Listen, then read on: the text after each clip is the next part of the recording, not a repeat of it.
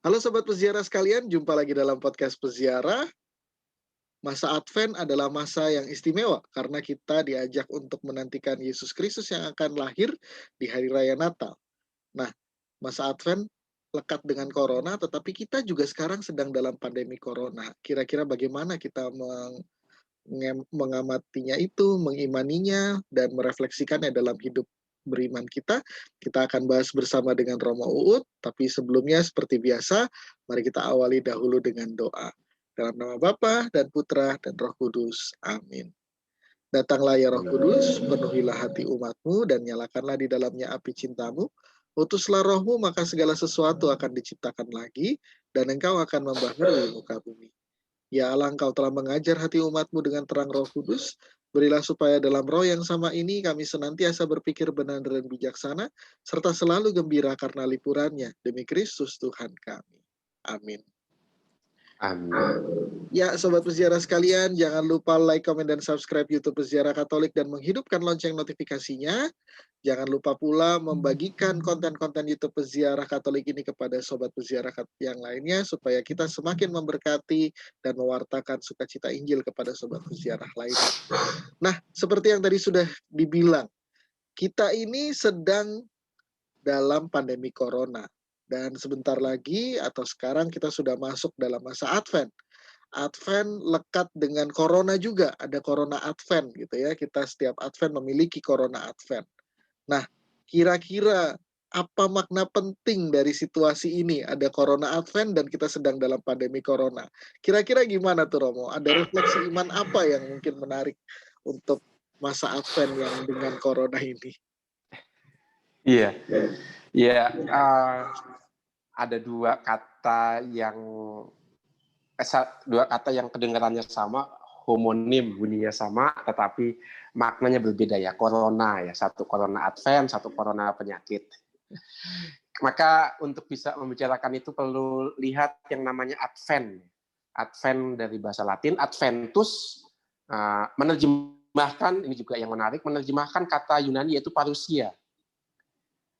Jadi kata Yunani parousia yang artinya adalah kedatangan Yesus yang kedua, itu diterjemahkan ke dalam bahasa Latin Adventus, pakai dengan kedatangan.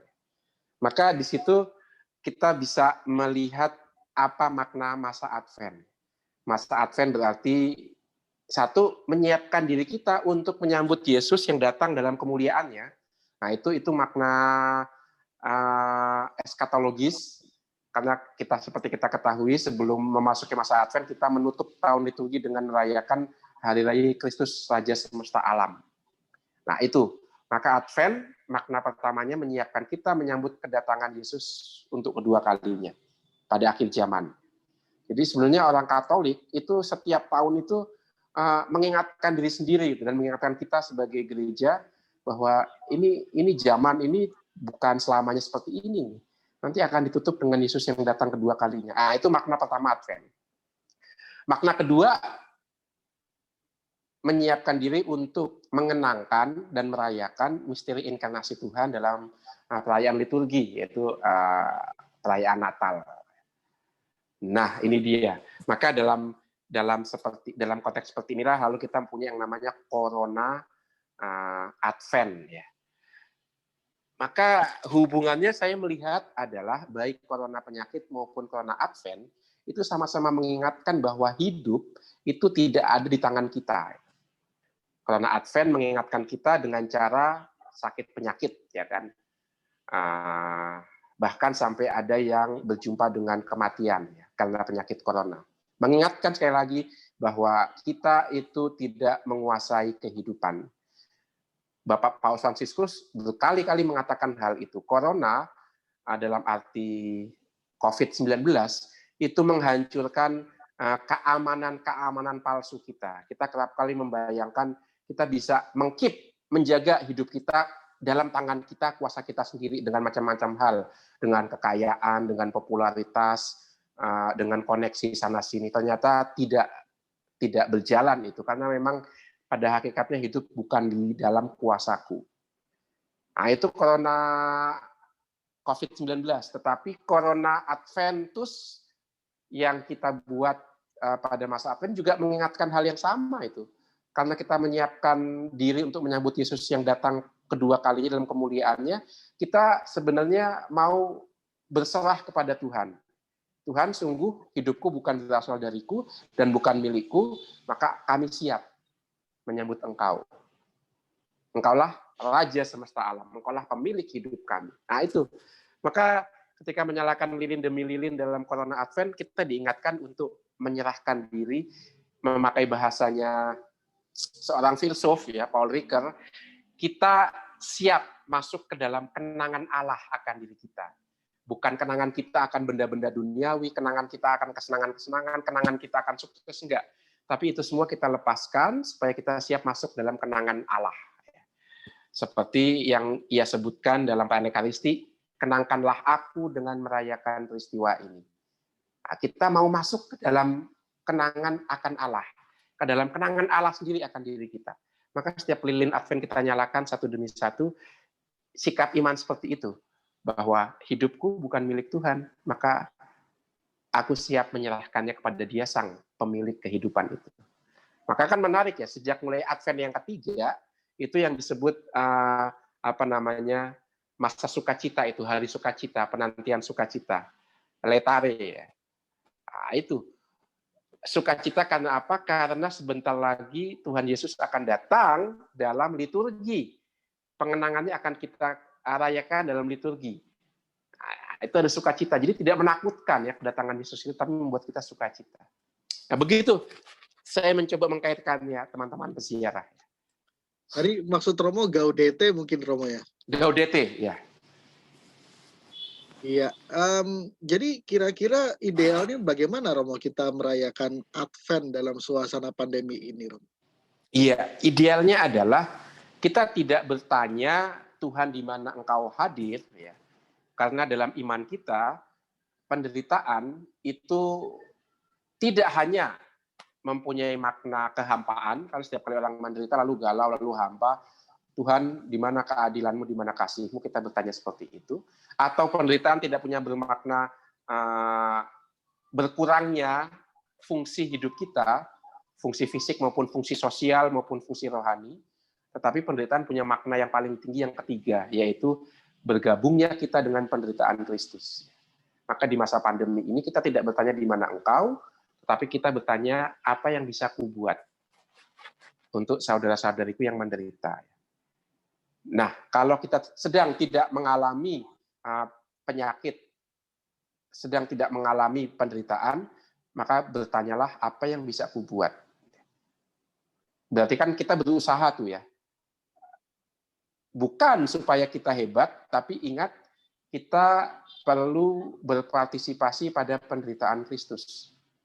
Supaya hidup kita punya makna. Maka kalau kita sedang tidak menderita, bertanyalah bagaimana caranya aku bisa berpartisipasi dalam penderitaan Kristus di masa Advent ini. Mungkin dengan mengunjungi orang sakit, dengan mengurangi penderitaan sesama, yang pasti untuk melakukannya butuh pengorbanan dari pihak kita. Nah itulah cara kita berpartisipasi dalam penderitaan Kristus. Atau kalau kita sedang sakit, gabungkan sakit kita dengan penderitaan Kristus itu sendiri, sehingga punya makna. Itu cara-cara kita untuk meruntuhkan tembok-tembok keamanan palsu, supaya sungguh mengungkapkan iman kita, hidup ini bukan milikku, hidup ini milik Kristus, dan itu kan membutuhkan keberanian, ya, membutuhkan juga pengorbanan, dan itu juga meminta derita dari kita, tapi derita dalam makna yang tertinggi. Salvi vici doloris, penderitaan yang menebus, yang menyelamatkan. Nah, itu cara merayakan Advent seperti itu ya. Bertanya, bagaimana caranya aku bisa bergabung dengan penderitaan Kristus untuk mengungkapkan bahwa hidup ini bukan milikku ya, tapi milik Kristus yang sudah menebusnya, sudah menyempurnakannya dengan pelayanannya, dengan sengsara, wafat, dan kebangkitannya. Begitu rekan-rekan peziarah, cara kita merayakan Advent di masa Corona COVID-19 ini. Dari Corona Advent juga mungkin kita bisa ingat lagi, Romo ya, bahwa biasanya Corona Advent dibuat dengan daun-daun evergreen gitu ya, yang selalu hijau gitu, sehingga harapan kita harus tetap hidup, tetapi juga daun-daun evergreen itu ada buah-buah merah yang melambangkan darah Kristus gitu, sehingga memang kita juga memiliki harapan untuk ikut berpartisipasi dalam penderitaan Kristus begitu Romo ya. Iya, betul.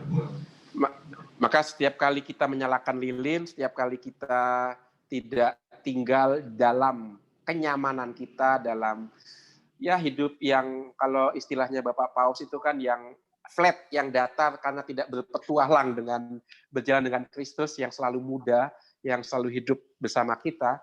Nah itu maka hijaunya Corona Advent itu punya makna itu. Seperti hijaunya hidup kita, kemudaan kita ya. Maka kemudaan kita itu tidak dialami dengan mengumpulkan sebanyak mungkin kesenangan untuk diri kita ya. Kemudaan kita justru tampil ketika kita berani berbagi. Nah, itu yang diistilahkan oleh Bapak Paus berjalan bersama Kristus. Mengikuti Kristus, memanggul salib dan mengikuti Dia. Nah, itu kemudaan kita muncul di situ. Maka merayakan Advent dengan menyiapkan lilin Advent itu bisa menjadi simbol. Hari demi hari, minggu demi minggu, aku punya wujud tertentu untuk berjalan bersama Kristus. Apa wujudnya? Misalnya, itu kan misalnya menyisihkan waktu untuk berdoa, ya, menyisihkan waktu untuk membagikan makanan kepada buruh-buruh harian yang ada di pinggir jalan, atau kepada tukang gojek yang lagi menanti orderan. Nah, seperti itu. Itu membuat kita semakin muda. Seperti mudanya daun-daun Corona Advent. Oke. Nah, Romo, dalam minggu ketiga seperti tadi Romo sudah sempat menyebutkan ada Minggu Sukacita atau Minggu Gaudete. Nah, dalam situasi kayak Corona ini, Romo, gimana kita merayakan Minggu Gaudete dalam pandemi Corona seperti ini? Iya. Iya, ini menarik karena apa? Karena spontan sukacita lalu berlawanan dengan penderitaan ya. Jadi ada dua kutub. Kalau ada sukacita tidak ada derita, tapi kalau ada derita tidak ada sukacita. Nah, iman kita itu tidak mempertentangkan kedua hal itu. Dalam derita ada sukacita, tergantung bagaimana kita mengolah derita itu ya. Ketika kita olah dan kita pahami sebagai cara kita ikut ambil bagian dalam derita Kristus, maka itu punya sifat penebusan. Bisa menebus kita sendiri, menjadi silih untuk dosa-dosa kita, atau juga bisa menjadi silih untuk doa-doa untuk yang mau kita intensikan. Jadi dalam penderitaan kita ingat orang lain. Yang dengan penderitaan kita juga bisa mengalami penebusan. Nah itu yang namanya Salvi Vici Doloris, dokumen Santo Yohanes Paulus II yang luar biasa itu ya. Jadi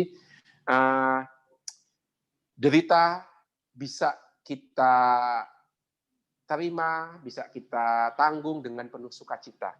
Kalau kita kaitkan dengan derita Kristus sendiri. Kalau kita membuka diri terhadap undangan Kristus, tanggunglah derita ini bersama aku. Nah, itu bisa menjadi sukacita itu. Seperti seorang ibu yang menderita kanker stadium final itu menjalani sakitnya dengan senyuman ya.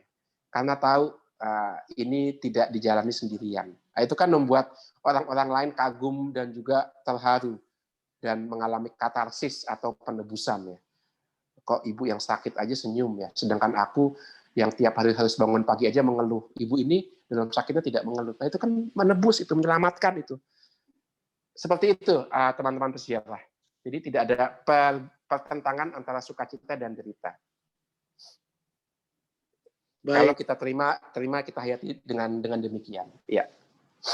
Baik, Romo. Semoga apa yang sudah Romo sampaikan tadi semakin memperkuat kita dalam masa penantian kita akan kedatangan Yesus di masa Advent ini.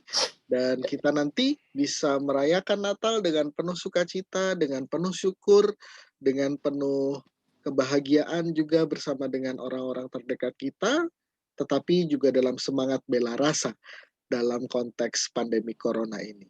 Mari kita memuliakan Tuhan, kemuliaan kepada Bapa dan Putra dan Roh Kudus. Seperti pada permulaan, sekarang, selalu, dan sepanjang segala abad. Amin. Dalam nama Bapa dan Putra dan Roh Kudus. Amin. Amin. Ya, sobat peziarah sekalian, sekali lagi jangan lupa like, komen, dan subscribe YouTube Peziarah Katolik dan menghidupkan lonceng notifikasinya sehingga teman-teman selalu mendapatkan update dari YouTube Peziarah Katolik. Jangan lupa juga untuk membagikan kepada sobat peziarah Katolik lainnya ya. Kita jumpa lagi dalam podcast peziarah berikutnya. Sampai jumpa.